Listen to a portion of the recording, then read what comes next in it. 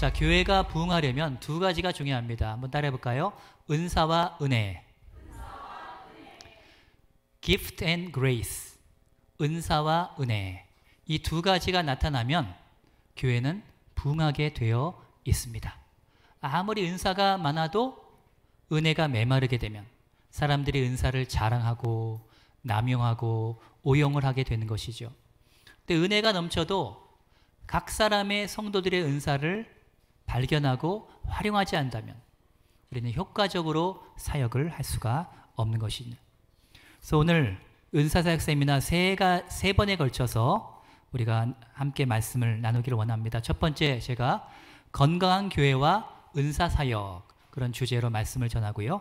우리 최현록 선교사님이 평신도 은사사역의 실제와 사례, 그리고 마지막 세 번째 정성희 교수님이 은사 검색과 성격 진단, MBTI 성격 유형에 따른 사역 배치에 대해서 함께 강의를 하기를 원합니다. 자, 먼저 제 강의안 보시면 건강한 교회의 특징에 대해서 에베소서 4장 11절 12절에 나와 있습니다. 제가 읽겠습니다. 그가 어떤 사람은 사도로, 어떤 사람은 선지자로, 어떤 사람은 복음 전하는 자로, 어떤 사람은 목사와 교사로 삼으셨으니 이는 성도들을 온전하게 하여 봉사의 일을 하게 하며 그리스도의 몸을 세우려 하심이라. 여기서 우리는 건강한 교회의 특징 4가지를 우리가 묵상해 볼 수 있어요. 자, 교회가 예수님의 몸이다 하는 말은 첫 번째 우리가 주님이 머리시라는 거예요. 믿습니까? 네. 여러분, 사람 중에서 팔다리가 잘린 사람은 여러분 본 적 있죠? 그러나 머리가 잘린 사람을 본 적 있으세요? 머리가 잘린 사람은 본 적 없죠. 교회 안에서 주님이 머리인데 만약에 담임 목사가 머리 노릇하려고 하고 개척 멤버가 머리 노릇하려고 하고 장로가 머리 노릇하려고 하면 주님이 슬퍼하시는 거예요. 이 교회의 주인은 바로 주님이신 줄로 믿습니다. 그래서 우리는 머리 대신 주님의 말씀, 그 말씀에 순종을 하는 거예요. 담임 목사도 주님의 말씀에 순종을 하는 거예요. 그래서 주님이 머리가 되시도록 우리는 애써야 될 줄로 믿습니다. 두 번째는 리더십의 기능이 살아있는 교회입니다. 오늘 에베소서 4장 11절에 보면 사도, 선지자, 복음 전하는 자, 목사, 교사, 이런 기능을 교회 가운데 부어주셨어요. 사도들은요, 개척하는 사람들입니다. 비전을 제시하는 사람들이에요. 연합하게 한 사람입니다. 개교회를 초월해서 하나님의 나라를 꿈꾸는 사람들이에요. 이런 사도적인 기능이 있어야 되고, 또 선지자, 하나님 말씀과 음성을 듣고 그것을 사람들에게 공동체에 전달하고 비전을 제시해주는 역할을 합니다. 또 목사는요, 목양의 기능입니다. 성도들이요, 믿음이 자라갈 수 있도록 돌보아주는 거예요. 말씀으로, 사랑으로 양육하고 돌보아주는 기능이 교회 가운데 있어야 됩니다. 그리고 가르침을 통해서 성도들이 말씀의 깊이로 들어가야 돼요. 신구약 성경과 또 주제별로 우리는 말씀을 깨달아야 됩니다. 그래서 우리 교회는 앞으로 성경 책뿐 아니라 주제별로 계속해서 우리는 공부를 해나가기 원합니다. 또 복음 전도자의 기능이 있어야 돼요. 교회가 아무리 우리끼리 친교하고 우리끼리 잘 먹고 우리끼리 재밌어도 새로운 영혼이 들어오지 않으면 그 교회는 기능이 살아있어야 되는 거예요. 그래서 리더십이 살아있어야 됩니다. 믿습니까? 저 여러분 모두 다 리더예요. 어떤 사람이 리더냐? 따라합시다. 리더십은 영향력이다. Leadership is not a position, but influence. 그런 말이 있어요. 리더십은 직위가 아니라 영향력이다. 아무리 좋은 타이틀, 직분, 직책을 교회에서 줘도 이 사람이 영향력이 없고 영양가가 없으면 리더라고 우리가 얘기할 수 없어요. 그러나 어떤 성도가 주위 사람들에게 영적인 영향력, 긍정적인 영향을 미치는 사람이 있다면 그 사람은 리더예요. 그래서 교회 가운데 리더십의 기능이 살아있어야 됩니다. 또 세 번째는 오늘 본문에 보니까 성도를 온전케 하며 봉사의 일을 하게 하며, 목사님만 뼈 빠지게 봉사하고 일하고 성도들은 그냥 놀고 먹고 봉사도 안 하고, 이런 교회는요 건강한 교회가 아닙니다. 근데 우리 교회는 보니까 건강해지고 있는 교회예요. 성도들이 알아서 성가도 하고 알아서 식당 봉사도 하고 알아서 안내도 하고 다 내가 이 교회를 위해서 뭘 할 수 있을까? 그래서 봉사가 활성화되는 그런 교회가 돼야 되는 거예요. 근데 성도들이 봉사하려면, 성도들이 사역을 하려면 전제 조건이 뭐냐? 성도를 온전케 하며 성도 자신이 믿음이 성장해야 됩니다. 믿음이 퇴보하면 안 돼요. 자신의 믿음과 인격이 성장하면서 일을 하면 보람도 있고 열매도 있어요. 그러나 자기 자신이 온전해지지 않다면 상처를 받고 또 믿음이 시험에 들고 믿음이 퇴보하고 그런 상태에서는요, 봉사일을 제대로 하기가 쉽지가 않아요. 봉사하게 되면 싸우고 자기 자랑을 하려고 하고 자기 의의를 드러내려고 하는. 그래서 우리는 건강한 교회는요, 성도들이 양육받으면서 온전해지면서 봉사일을 하게 한다. 영어 성경에 보면 equipping the saint, 성도를 equipping, 구비하다, 구비시키는 거예요. 말씀 안에서 양육하고 성장시키는 거예요. 그런 교회가 건강한 교회인 것입니다. 네 번째는 12절에 그리스도의 몸이 자라게 한다. 자, 모든 생명체는 자라게 되어 있습니다. 그래서 저와 여러분도 자라야 돼요. 우리 교회도 성장해야 됩니다. 성장에는 많은 종류의 성장이 있지만 가장 기본적인 건 뭐냐? 양적 성장과 질적 성장이에요.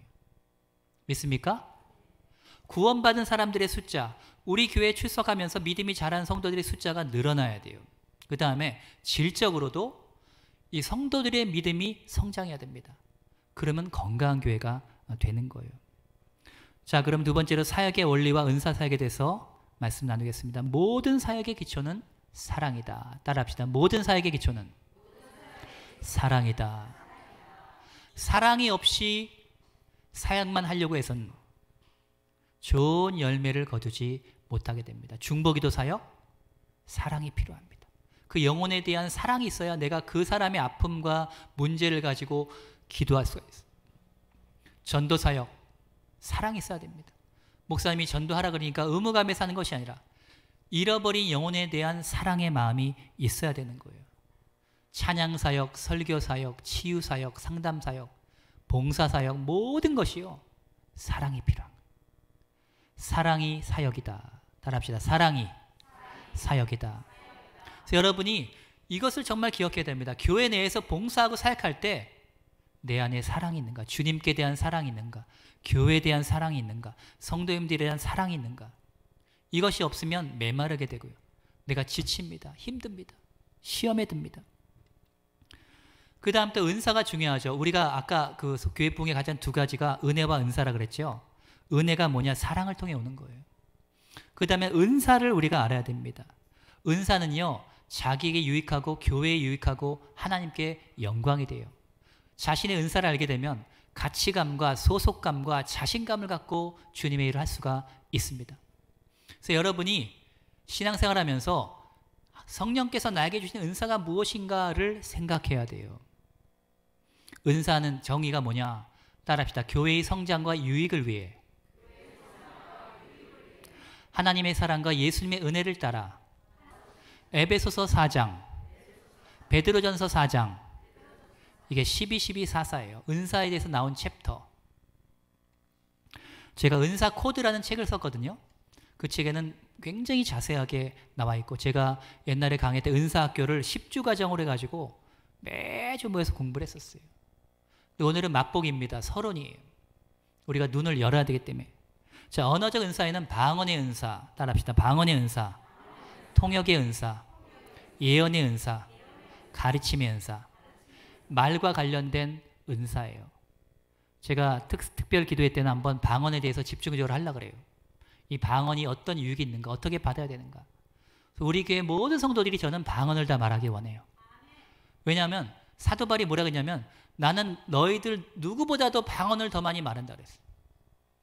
누구보다도 고린도 교회가 은사가 풍부한 교회였는데요. 그 성도들, 목회자들 누구보다도 나는 방언 기도를 많이 한다 그랬어요. 사도 바울이. 그래서 모든 은사의 기초가 뭐냐? 방언입니다. 여러분이 방언을 많이 하게 되면요, 은사의 세계가 열리게 돼요. 그래서 여러분이 길을 걸어가면서도 운전하면서도 설거지하면서도 방언을 해보세요. 그러면 주님께서 나에게 임재하시는 것을 느낄 수가 있고요. 여러분 배터리 충전하시죠? 핸드폰? 여러분의 영, 스피릿을 충전하는 게 뭐냐? 방언기도예요. 여기는 통역도 있는데 외국어 통역도 있고요. 이 통역을 할 때 이렇게 보면 마귀가 와서 불안과 두려움을 주면 마귀가 임한 거예요. 그래서 우리는 그때는 방언을 말하면 마귀가 쫓아가고, 또 이렇게 통역을 하게 되면 마귀를 대적하는 그런 내용으로도 나오기도 합니다. 또 가르침도 있죠. 이 가르침은 교회 내에서 굉장히 중요합니다. 성도들이 물론 설교를 통해서도 성장하지만 이 어떤 지식을 체계적으로 정리해가지고 양육받는 것이 필요합니다. 또 예언의 은사가 있죠. 예언이라는 것은 여러분, 하나님의 마음을 느끼는 거야. 하나님의 뜻과 마음을 느껴서 그것을 입술로, 말로 전달하는 것이 바로 예언입니다. 예언이라는 것이 하나님의 음성이 사람 음성처럼 이렇게 들리는 경우는 있기도 있지만 많은 편은 아니고요. 생각이나 느낌이나 또 환상이나 또 어떤 그림이나 밤에 자다 꾸는 꿈이나 내 감정이나 또는 성경책이나 이런 많은 채널이 있어요. 그 채널을 통해서 오는데 이런 모든 은사를 어떻게 훈련하느냐? 믿음으로 훈련합니다. 믿음으로. 하나님께서 나에게 말씀하실 것을 믿어야 돼요. 제가 작년에 대만에 가서 대학원생들 강의를 하는데 우리 이렇게 강의를 하고 우리 대학원생들, 신학생들에게 기도를 해줬어요. 믿음으로 기도합니다. 믿음으로. 어떤 자매가 있었어요. 여자 전사님이에요. 네, 그 전사님이 기도하는데 내가 그랬어요. 생각나는 대로 기도하고 축복합니다. 당신은 하나님의 군대를 일으키는 사역자가 될 것이며 당신은 찬양과 경배의 용사들을 일으키게 될 것이다. 많은 젊은 사람들이 당신을 통해서 세움받게 될 것입니다. 이렇게 내가 기도했어요. 그분이 깜짝 놀라는 거예요. 아니 목사님, 제가 우리 교회에서 지난 2주 동안에 하나님의 군대에 대해서 제가 설교했다는 거예요. 그런데 목사님이 내가 하나님의 군대를 일으키는 사람이 되는 거야. 그리고 담임 목사님이 자기한테 찬양팀을 이끌어 달라고 부탁을 해가지고 목사님 저에게 조금만 더 시간을 주세요. 그렇게 얘기를 했다는 거예요. 근데 저를 통해서 하나님이 응답을 받으셨다는 거예요. 그러니까 예언의 세계라는 건 여러분 놀랍습니다. 왜냐하면 예언을 체험하게 되면요 하나님이 살아계심을 느끼게 되는 거예요. 또 어떤 그 중국의 본토에서 오신 그런 주의 종이었어요. 내가 이분을 이렇게 기도하는데 제 마음속에 그런 생각이 들었습니다. 당신은 많은 사람들의 우울증을 치료하게 될 것입니다. 이분이 또 깜짝 놀라는 거예요. 자기가 지금 중국에서 선교를 하고 있는데 거기에 그 우울증에 걸린 자매들이 있다는 거예요. 근데 자기가 우울증으로 고생하고 걸렸었대요. 근데 하나님이 자기 우울증을 치료해줬대요. 그러고 나서 우울증에 걸린 자매들, 자기 주위의 사람들을 맨날 말씀으로 양육하고 기도해주고 하면서 그들을 치료해주고 있다. 목사님을 통해서 하나님께서 이렇게 내가 우울증을 치료하는 사역이 하나님의 뜻이라는 것을 확인해 주셨다고 그렇게 말씀을 하는 거예요. 그래서 저는 제가 깜짝 놀라는 거예요. 그 사람이 깜짝 놀라는 것보다 제가 먼저 깜짝 하나님이 이렇게 은사를 통해 역사하시는구나. 내가 믿음을 가지고 이야기하면 하나님께서 내 마음의 생각을 통해서 하나님께서 사람들을 만지시고 치유하시는구나. 그런 것을 깨닫게 됩니다.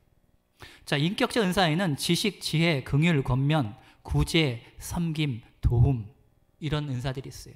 이것은 우리 성품, 주님의 성품과 관련된 그런 은사들이에요.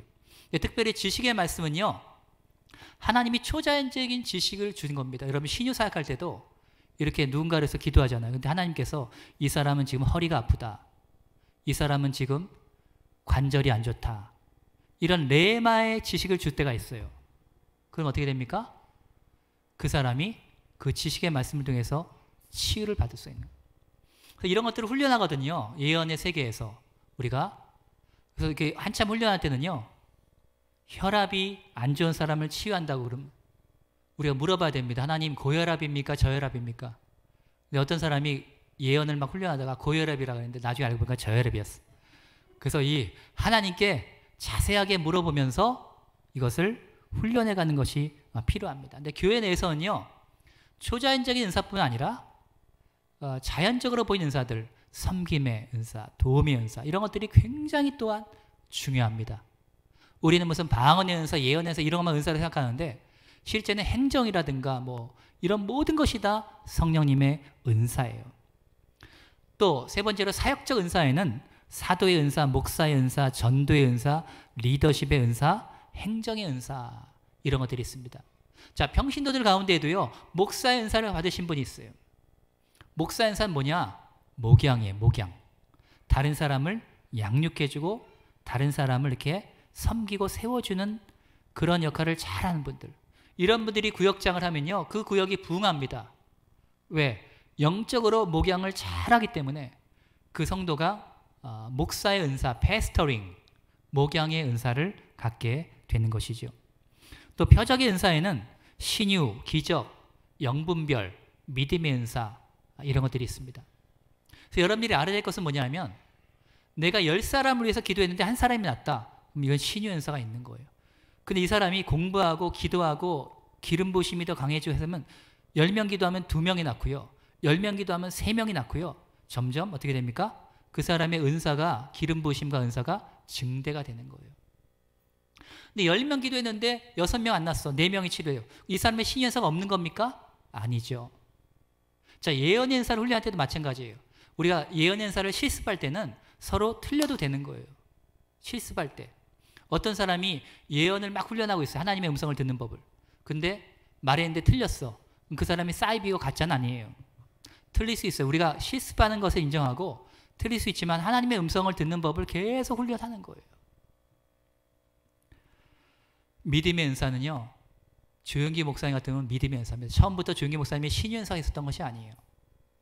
믿음을 가지고 선포했는데 신유가 나타나기 시작한 거예요. 그래서 믿음이 어떻게 됩니까? 점점점 증가되고 증대가 된 거예요. 나중에는 하나님이 이렇게 환상이나 보여주기도 하지만 그렇지 않아도요, 그냥 믿음을 가지고 오늘 위암 환자가 나았습니다. 그러면 그 사람이 낫는 거예요.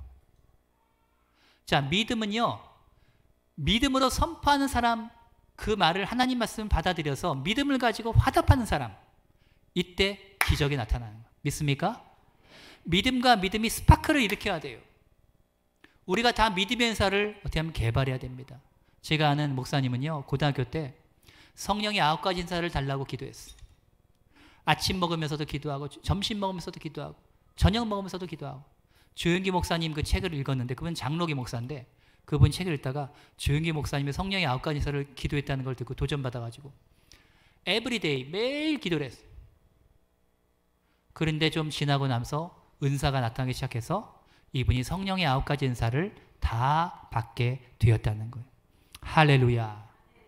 고린도전서 12장 1절에 보면 나는 너희들이 신령한 것에 대하여 알지 못하기를 원하지 아니한다 라고 사도 바울이 말했어요.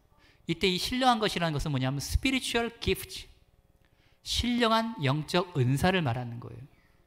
이런 은사들에 대해서 너희들이 정말로 알기를 원한다 하는 거예요. 그래서 그 사람에게 가장 주된 은사가 하나가 있고요. 또 2-3가지 정도 은사가, 다중 은사가 나타날 수 있고, 또 은사를 굉장히 사모하면서 개발하는 사람에게는 9가지 은사도 나타날 수 있는 거예요. 믿습니까? 근데 은사를 가지고 일하는 것과 내 열심과 노력으로 일하는 것은 큰 차이가 있어요. 저 예언의 은사를 훈련할 때요, 제 딸한테 기도를 했어요.